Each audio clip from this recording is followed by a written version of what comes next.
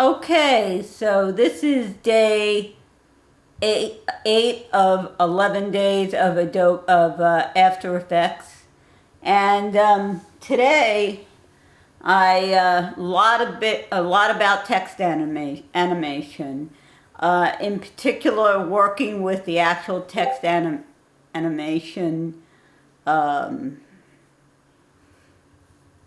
plugin. I don't know what you would call it, but you have to add it in. You have to select, press a button and tell it to add an animator. And what you do is you add it for what you want to animate. And the important thing is to move things via that. For example, if you're repositioning text, you don't just move it like you would normally move it. Once you are going to animate it, or the animator is not going to pick it up. So what happens is you position it where you want it to be at the end, and then you use the animator to move it wherever you want it to begin, or you can do it the other way. And that's pretty important, because basically the way you do it is you have start and end in an offset position for everything that you choose to animate involving the text.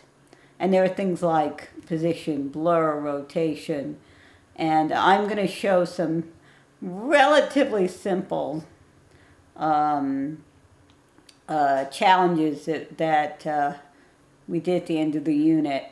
But basically, you have a start and an end, and depending on what direction you want things to go, you can adjust one or both.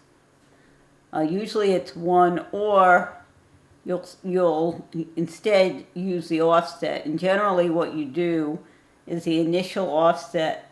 Let's say you're going to use the offset, so you might set the end to 40, and then you would set the offset to -40. So they add up, so they cancel each other out, and essentially end up with 0, 0. And you do it from that way, and that allows things to kind of move through the text as opposed to the text moving. So you can get some interesting effects. You can get some interesting effects with text, kind of forming a curve, kind of forming a box. You can select the different types of shapes that you want the text to move in. You can also do horizontal. You can do paragraphs. In fact, of the two examples, one of them is a paragraph.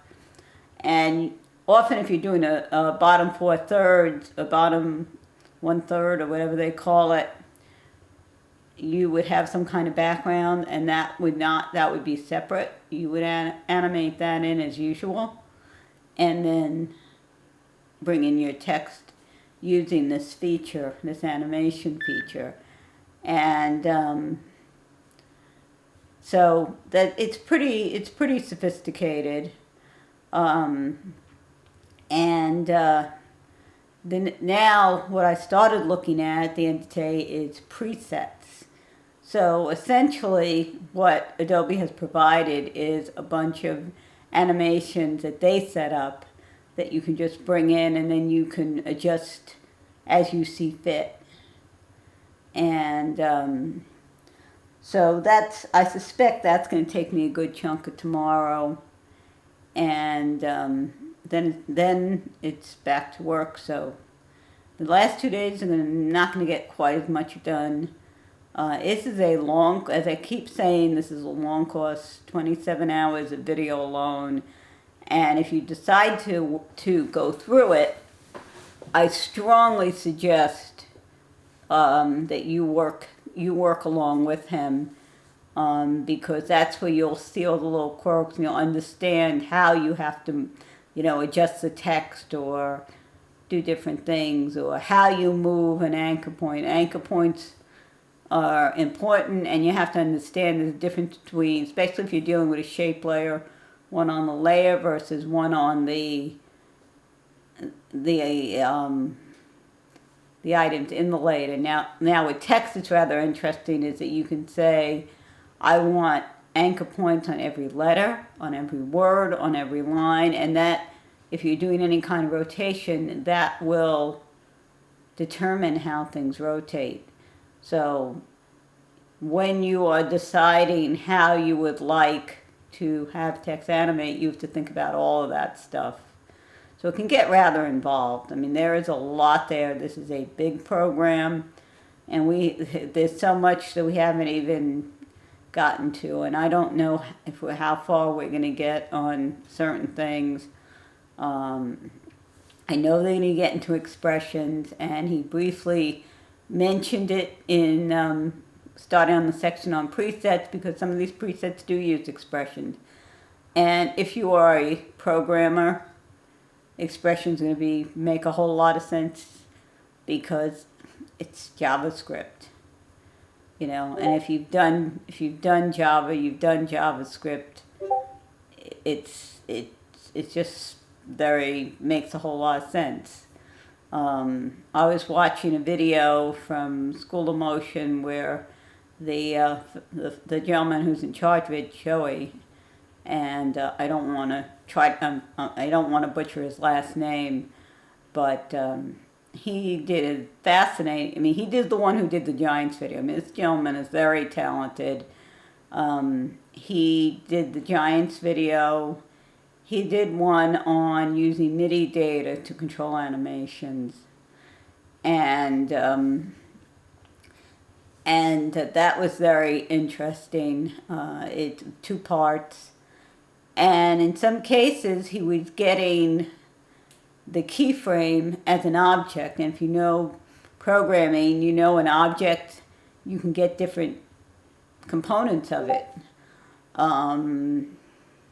You know, just like any object may have different parts. A camera may have, or features, things that describe it. A camera may have a lens. You know, if you're describing a camera object, if you're describing a string of text, it has a text length. It may have a font, perhaps. I mean, Java string doesn't, because it's just a string, but it'll have a size and, you know, different stuff, you know, related things. And, you know, of course you can do different things to it, you know, make it lowercase, uppercase, etc. But, you know, properties of an object. So a keyframe is essentially an object in expressions, because expressions is based on JavaScript, and it can have its position, it can have its time. So that's a very interesting video, and if you're interested in this stuff, definitely check out the School of Motion, their website and their YouTube channel. The YouTube channel has a lot of stuff. Their website, they have a lot of stuff that is free, and of course they offer their paid classes, which are not cheap, but they're intense. And if you want to, you know, if that's the kind of experience you're looking for, if you really want to be put under the gun for you know, for 12, let's see, January, February, March, for 12 weeks, and really learn some aspect of motion design, it could possibly be, you know, something that is appropriate for you. But it's, you know, like I said, I'm thinking of I've got my eye on several of their courses because it has that, you know, you are going to, if you spend that money, you are going to learn that stuff in 6 weeks, in those 12 weeks. And so anyway, so that's today. A lot of stuff on the presets, and let me get in here and And, okay. Let's see what we got here. Let me see what's coming up. So yeah, right now I'm looking at the presets. That should be relatively quick. The next thing is section 12, which is mask and effects for videos and images. So they're gonna do a lot with mask. It looks like he's gonna do a lot with masks, and you can even animate them.